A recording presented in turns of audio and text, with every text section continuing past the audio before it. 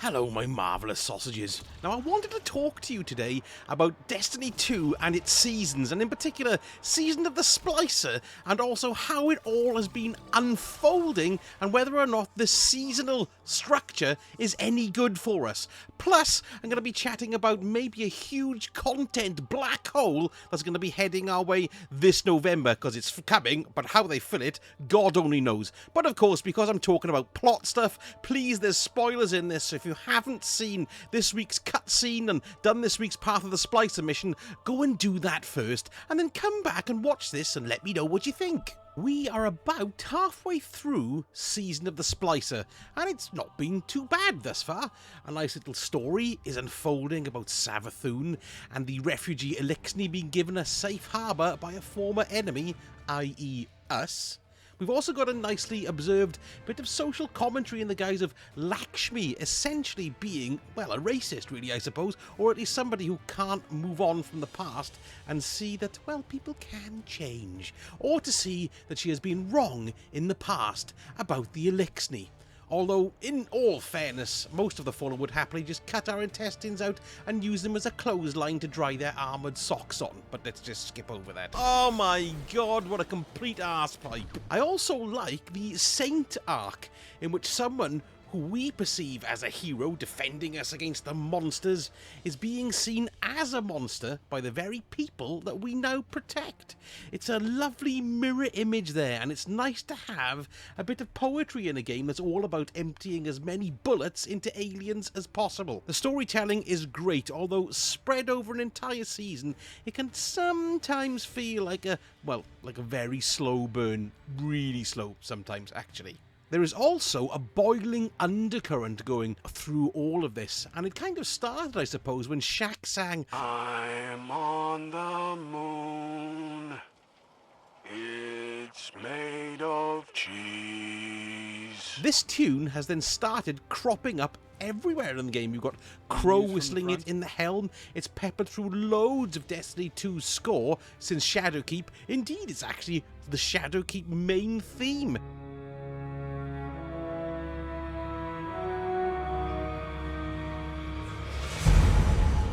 And so the influence of Savathûn is beginning to run very deep. And we've also got hints that Osiris might not be who he seems. He seems to be acting out of character and generally a bit more knowing and smug than normal, but he has actually always been quite an egotist. That's more difficult to pin down. My weapon has arrived. But all in all, this is the background for the Witch Queen expansion that was due to be released this year, but now has been pushed back to the first quarter of 2022. And, well, it all is rather exciting. I was also very excited about the Darkness and the Pyramids. Season of the Arrivals, I think, for me, was the best season so far. It had loads of great quests, a good weekly mission, and then mysteries popping up all through the solar system. You know, the Savathûn's eyes watching us all over the place. A live event right at the end. Pyramids hanging ominously above the planets like the sword of Damocles, waiting for the hair that holds it aloft to break. Darkness encroached and erased almost half the game, all put neatly away in the Destiny content vault, which is basically a big toy box with an unbreakable lock on it. Try as we might, we'll never get it open.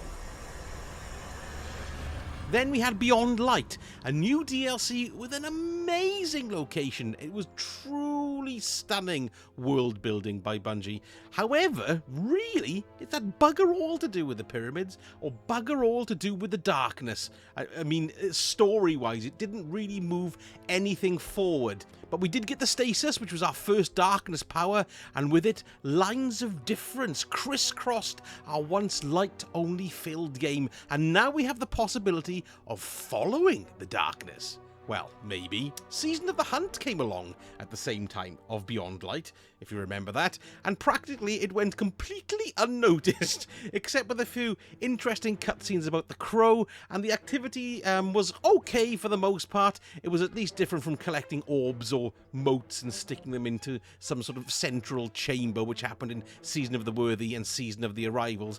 But other than that, it was very dull, really, as a season. So you can see that there's a structure, really, of seasons throughout the year, and then a big tentpole DLC bringing in loads of new stuff. This year, however, there is no tentpole. There are no new locations, no new enemies, no different places to go to, no sense of excitement about something new dropping in our laps. All we're going to have is seasonal content, each season lasting 3 months. So we've got Season of the Splicer now, which will end on August the 10th, and then Season 15 will begin for 3 months until November the 11th. Now this, I think, was when we were all expecting the Witch Queen to drop, and I suppose Season 16 would have run in tandem with it. But of course that's not going to happen. What is going to happen?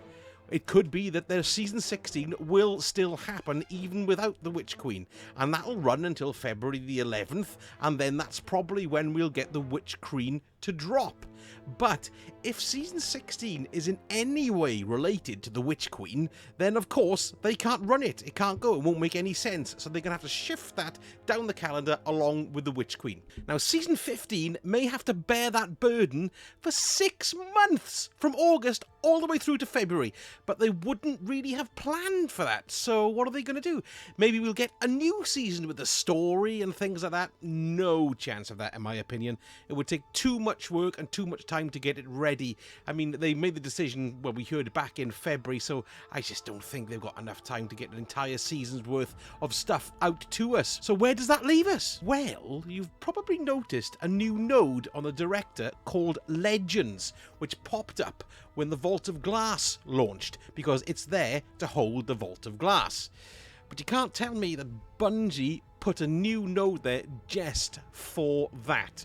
If you look at the info on it, it says Legacy Raids, Dungeons, and other past content. And I think there you have it. We're going to have Season of Legends, or at least this is an idea I had when I was sitting on the toilet.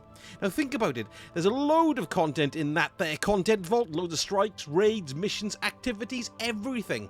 And I think they've got all that pre-made, they can tweak it and churn it out over that gap in order to tide us over until the Witch Queen arrives. Well, probably. Now, is that a bad thing? Well, I mean, it's a lot better than no content at all, and we could have the season that was already intended, Season 16, if it had nothing to do with the Witch Queen, like Season of the Hunt, had nothing to do with Beyond Light. But I'm not too sure. So Season of the Legends could be a standalone season, a season of nostalgia, a season of playing all the same things again that we played a million times, but at 60 frames a second, if I was to be horrendously cynical. Now, I asked all my marvellous sausages what they thought about it, and between the choices of we need a surprise season, very unlikely, that was 26%, reissue loads of old D1 content to tide us over, I put that in because I couldn't think of anything else, and that got 36%, so most of you seem to think that's exactly what's going to happen, even though I just pulled it out of my head. But a lot of people also think, and I'm slightly worried this would be the case, because it would be a terrible thing. They're not going to do enough, and they're going to lose loads of Guardians. I'm sure lots of people will come back once the Witch Queen drops, but that's always a bit of a worry too, because sometimes you can't recover from that kind of thing. And of course the last option was play Chivalry 2 instead. If you want a bit of a laugh, you could do a lot worse. So what do you think? Do you think they're going to give us loads of old recycled content to tide us over until the Witch Queen drops? I've got no basis for this, but I just can't figure out what else they're going to do.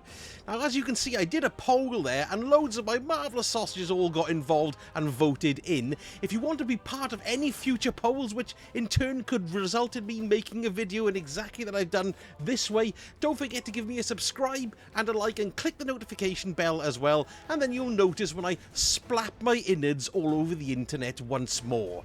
Thank you so much for watching, and I shall speak to you all again very soon. Sausage out.